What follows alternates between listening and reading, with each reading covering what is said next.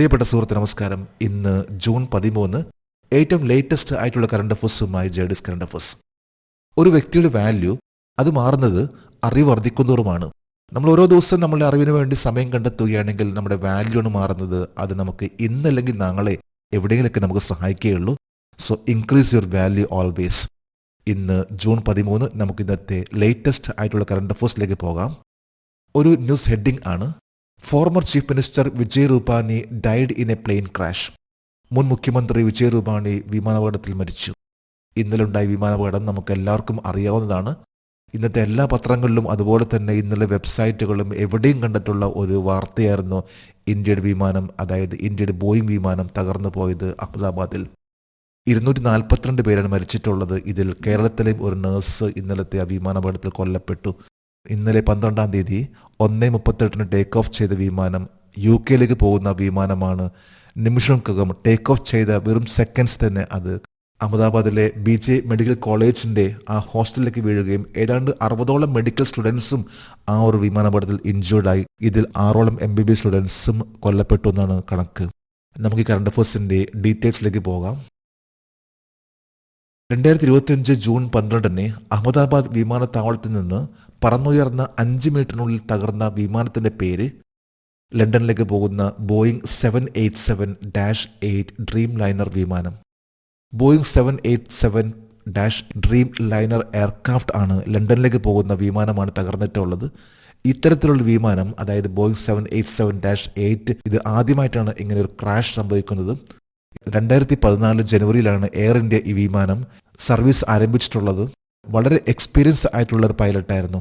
ഏതാണ്ട് 1.5 ലക്ഷം ഫ്യൂവൽ ആയിട്ട് പറന്നുയർന്ന വിമാനം 2025 ജൂൺ 12 എയർ ഇന്ത്യ വിമാനാപകടത്തിൽ മരിച്ച ഗുജറാത്ത് മുൻ മുഖ്യമന്ത്രിയുടെ പേര് വിജയ് രൂപാനി. ഇന്നലത്തെ ആ വിമാനാപകടത്തിൽ സഞ്ചരിച്ചിരുന്ന ഗുജറാത്തിലെ മുൻ മുഖ്യമന്ത്രി ആയിരുന്ന വിജയ് രൂപാനിയും ഈ ഒരു അപകടത്തിൽ കൊല്ലപ്പെട്ടു. അദ്ദേഹത്തിന്റെ കുടുംബത്തെ കാണുന്നതിന് വേണ്ടി UK പോവുകയായിരുന്നു. ആ യാത്രയിലാണ് അദ്ദേഹത്തിന് ആ ഒരു അപകടം സംഭവിച്ചിട്ടുള്ളത്. ഇന്നലത്തെ അപകടത്തിൽ ഏതാണ്ട് 242 പേരാണ് കൊല്ലപ്പെട്ടിട്ടുള്ളത്. പറന്നുയർന്ന ഉടനെ തന്നെ പൈലറ്റ് മേഡേ എന്ന ആ ഒരു സന്ദേശം ATCക്ക്, അതായത് എയർ ട്രാഫിക് കൺട്രോളിന് അയക്കുകയും, അതായത് മേഡേ എന്ന് പറയുന്ന ആ ഒരു സന്ദേശം എന്ന് പറയുമ്പോൾ ഏറ്റവും ഡേഞ്ചറസ് ആയിട്ടുള്ളൊരു വാർണിംഗ് ആണ്. അതായത് അത്രയ്ക്കെന്തോ സംഭവിച്ചു എന്ന രീതിയിലുള്ളൊരു വാർണിംഗ് ആണ്.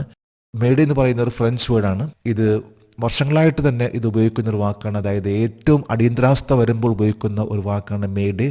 അതായത് സഹായിക്കൂ എന്ന് പറയുന്ന ഒരു വാക്കാണ് മേഡേ. അതിനുശേഷം പിന്നെ കോണ്ടാക്ട് ഒന്നും ഉണ്ടായിരുന്നില്ല. BJP നേതാവ് വിജയ് രൂപാനി ഏത് വർഷത്തിലാണ് ഗുജറാത്ത് മുഖ്യമന്ത്രിയായിരുന്നത്? 2016 മുതൽ 2021 വരെ. ഏതാണ്ട് 5 വർഷം ഗുജറാത്തിന്റെ മുഖ്യമന്ത്രിയായിരുന്നു വിജയ് രൂപാനി. സാധാരണ ഒരു മനുഷ്യൻ എന്ന ലെവലിലാണ് അദ്ദേഹം അറിയപ്പെട്ടിരുന്നത്. വെരി കോമൺ മാൻ എന്ന ലെവലിലാണ് അദ്ദേഹം അറിയപ്പെട്ടിരുന്ന ഒരു ചീഫ് മിനിസ്റ്റർ ആയിരുന്നു വിജയ് രൂപാനി. അദ്ദേഹമാണ് ഇന്നലത്തെ 12 ജൂണിൽ നടന്നിട്ടുള്ള ആ വിമാനാപകടത്തിൽ കൊല്ലപ്പെട്ടിട്ടുള്ളത്. 2025 ജൂൺ 12 നടന്ന എയർ ഇന്ത്യ വിമാനം AI-171 അപകടത്തിൽ നിന്ന് രക്ഷപ്പെട്ട ഏക വ്യക്തിയുടെ പേര് വിശ്വാസ് കുമാർ രമേശ്, UK പൗരൻ. UK സിറ്റിസൺ ആയിട്ടുള്ള വിശ്വാസ് കുമാർ രമേശ് എന്ന ഒരേ ഒരു വ്യക്തിയാണ് ഇന്നലത്തെ ആ ഒരു വിമാനാപകടത്തിൽ നിന്ന് രക്ഷപ്പെട്ടിട്ടുള്ളത്. അഹമ്മദാബാദിലുള്ള BJ മെഡിക്കൽ കോളേജിന്റെ ആ ഒരു ഹോസ്റ്റലിലേക്കാണ് ഈ ഒരു വിമാനം തകർന്നു വീഴുകയും ആ സമയത്ത് ലഞ്ച് ടൈം ആയിരുന്നു, ലഞ്ച് കഴിച്ചുകൊണ്ടിരിക്കുന്ന സമയത്ത്. അതുകൊണ്ടായിരിക്കും കൂടുതലായിട്ട് അവിടെ ഒരു ഫാറ്റൽ ആക്സിഡന്റ് അവിടെയും വന്നിട്ടുള്ളത്.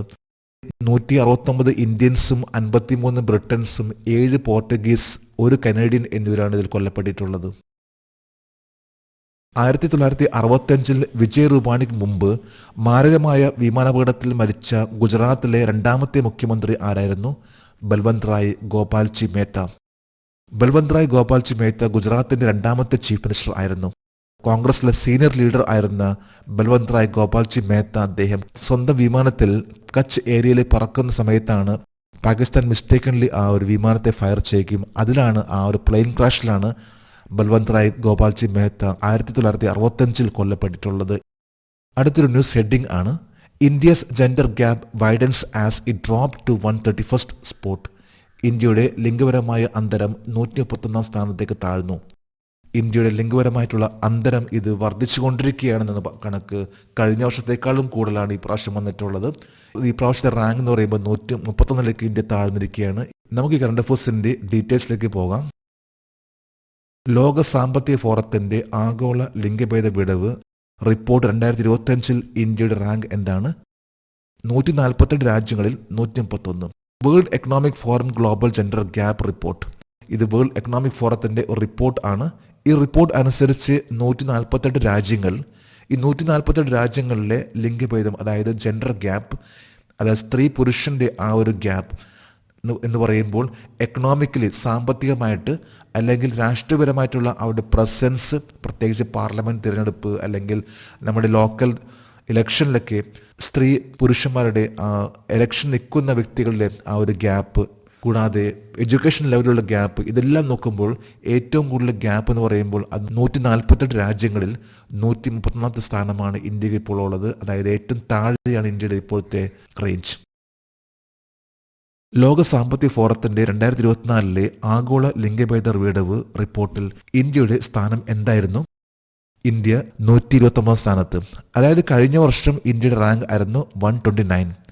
എന്നാൽ ഈ പ്രാവശ്യം ഇന്ത്യയുടെ റാങ്ക് ആണ് 131. 148 കൺട്രിയിലാണ് 131 വന്നിട്ടുള്ളത്. അതായത് റാങ്ക് ലിസ്റ്റിൽ ഏറ്റവും താഴെയാണ് ഇന്ത്യ.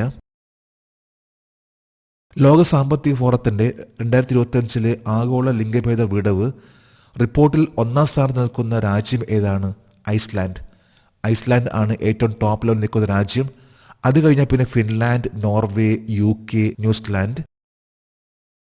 2025 ലോക സാമ്പത്തിക ഫോറത്തിന്റെ ആഗോള ലിംഗഭേദ വിടവ് റിപ്പോർട്ടിൽ ഏറ്റവും താഴെ സ്ഥാനം പിടിച്ച രാജ്യം ഏതാണ്?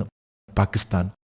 ഇന്ത്യയുടെ റാങ്ക് 131 ആണെങ്കിൽ പാകിസ്ഥാന്റെ റാങ്ക് ആണ് 148. ആകെ 148 രാജ്യങ്ങളിലെ പാകിസ്ഥാൻ 148ാമത്തേതാണ്.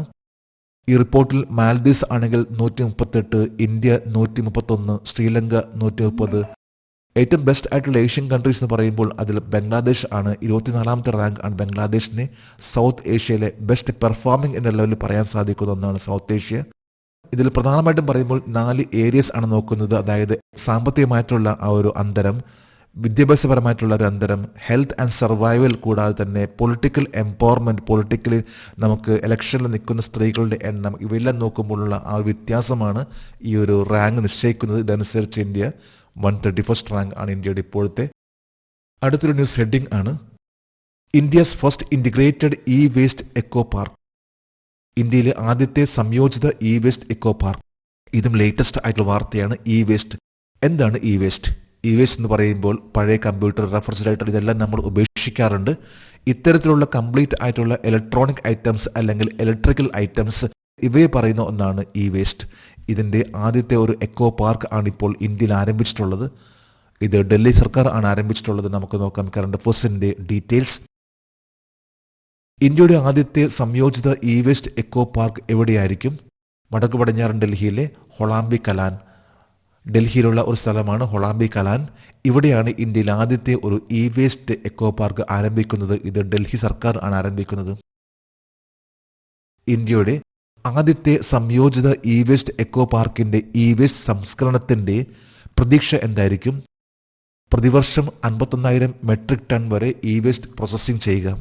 അതായത് ഇത്തരത്തിലുള്ള ഇലക്ട്രിക്കൽ, ഇലക്ട്രോണിക് വേസ്റ്റുകൾ, ഇവയുടെ പ്രോസസ്സിംഗ്, അതായത് ഈ വേസ്റ്റ് ഇല്ലാതാക്കുക എന്ന രീതിയിലുള്ള പ്രക്രിയ, ഇതിൽ ഒരു വർഷം ഏതാണ്ട് 51,000 മെട്രിക് ടൺ വരെ ഇത് പ്രോസസ്സ് ചെയ്യാൻ സാധിക്കും. അതായത് ഇതിന്റെ ഇ വേസ്റ്റ് ഇല്ലാതാക്കാൻ സാധിക്കുന്ന രീതിയിലുള്ള ഒന്നാണ് ഇപ്പോൾ ആരംഭിക്കുന്നത് ഡൽഹിയിൽ.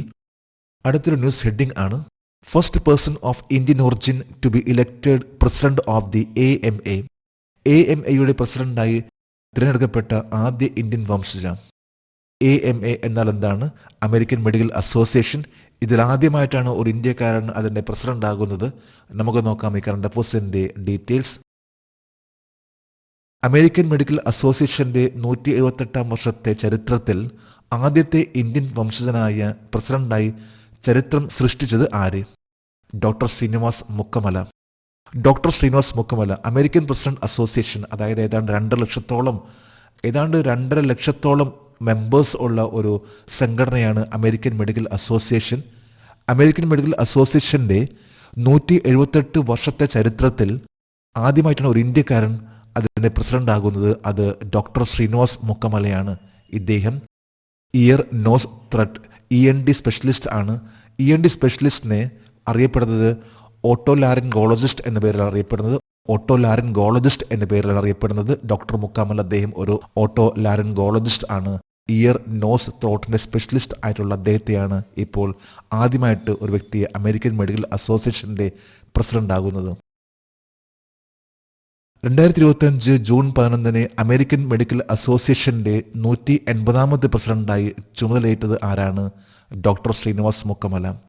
അദ്ദേഹം 178 വർഷത്തെ ചരിത്രത്തിൽ 180ാമത്തെ പ്രസിഡന്റ് എന്ന രീതിയിൽ ചുമതലയേറ്റെടുത്തിട്ടുള്ള വ്യക്തിയാണ് ഡോക്ടർ ശ്രീനിവാസ് മുക്കമല. അദ്ദേഹമാണ് ഇപ്പോഴത്തെ അമേരിക്കൻ മെഡിക്കൽ അസോസിയേഷന്റെ 180ാമത്തെ പ്രസിഡന്റ്. അടുത്തൊരു ന്യൂസ് ഹെഡിംഗ് ആണ് Katrina Kaif named global tourism ambassador. Katrina Kaif ആഗോള ടൂറിസം അംബാസിഡറായി നിയമിച്ചു. ഏത് രാജ്യമാണ് കത്രീന കൈഫിനെ ഗ്ലോബൽ ടൂറിസം അംബാസിഡർ ആയിട്ട് നിയമിച്ചിട്ടുള്ളത്? നമുക്ക് നോക്കാം ഈ കറണ്ട് അഫയേഴ്സിന്റെ ഡീറ്റെയിൽസ്. മാൽദീവിന്റെ ടൂറിസത്തിനായുള്ള പുതിയ ആഗോള ബ്രാൻഡ് അംബാസിഡറായി ആരെയാണ് നിയമിച്ചത്? കത്രീന കൈഫ്. കത്രീന കൈഫ് ആണ് മാൽദീവ്സിന്റെ പുതിയ ടൂറിസവുമായി ബന്ധപ്പെട്ടുള്ള ambassador, global brand ambassador four tourism. അത് ഇന്ത്യൻ ബോളിവുഡ് താരമായിട്ടുള്ള കത്രീന കൈഫ് ആണ്. മാൽദീവിന്റെ ടൂറിസത്തിനായുള്ള പുതിയ ആഗോള ബ്രാൻഡ് അംബാസിഡറായി കത്രീന കൈഫിനെ നിയമിച്ചത് ആരാണ്? മാൽദീവിന്റെ marketing and public relation corporation. Maldives marketing and public relation കോർപ്പറേഷന്റെ അംബാസിഡർ ആയിട്ടാണ് കത്രീന കൈഫിനെ നിയമിച്ചിട്ടുള്ളത്. ഇന്നത്തെ കറണ്ട് അഫയേഴ്സിലെ last heading world day against child labour 2025. 2025 ലോക ബാലവേല വിരുദ്ധ ദിനം. 2025 ലോക ബാലവേല വിരുദ്ധ ദിനത്തിന്റെ തീം എന്താണ്? നമുക്ക് കറണ്ട് അഫയേഴ്സിന്റെ ഡീറ്റെയിൽസിലേക്ക് പോകാം. 2025 ലോക ബാലവേല വിരുദ്ധ ദിനത്തിന്റെ പ്രമേയം എന്താണ്? Progress is clear but there is more to do, let's speed up effort. പുരോഗതി വ്യക്തമാണ്, പക്ഷെ ഇനിയും ചെയ്യാനുണ്ട്, നമുക്ക് ശ്രമങ്ങൾ വേഗത്തിലാക്കാം. ഇതാണ് 2025 ലോക ബാലവേല വിരുദ്ധ ദിനത്തിന്റെ പ്രമേയം. എല്ലാ വർഷവും ഏത് ദിവസമാണ് ലോക ബാലവേല വിരുദ്ധ ദിനം ആചരിക്കുന്നത്? ജൂൺ 12. ജൂൺ 12 ഇന്നലെയായിരുന്നു world day against child labour. ഏത് സംഘടനയാണ് ലോക ബാലവേല വിരുദ്ധ ദിനം ആരംഭിച്ചത്? 2002 അന്താരാഷ്ട്ര തൊഴിലാളി സംഘടന ഇന്റർനാഷണൽ ലേബർ ഓർഗനൈസേഷൻ ആണ് 2002 world day against child labour ആയിട്ട് ആചരിക്കാൻ തുടങ്ങിയിട്ടുള്ളത്. ഇന്നലെ ജൂൺ 12 ഇന്നലെയായിരുന്നു world day against child labour. ഇതിന്റെ തീം ആണ് progress is clear but there is more to do, let's speed up efforts. യൂണിസെഫിന്റെ കണക്കനുസരിച്ച് ആഗോളതലത്തിൽ എത്ര കുട്ടികൾ ഇപ്പോഴും ബാലവേല അനുഭവിക്കുന്നുണ്ട്? 138 ദശലക്ഷം. അവരിൽ 54 ദശലക്ഷം പേർ അപകടകരമായ തൊഴിലുകളിൽ ഏർപ്പെടുന്നു.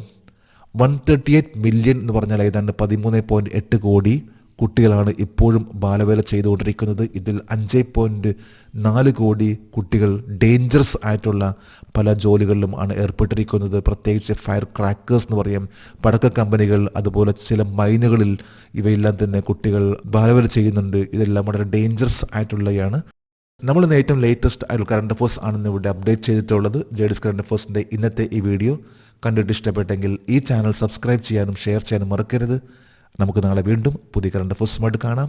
Thank you very much.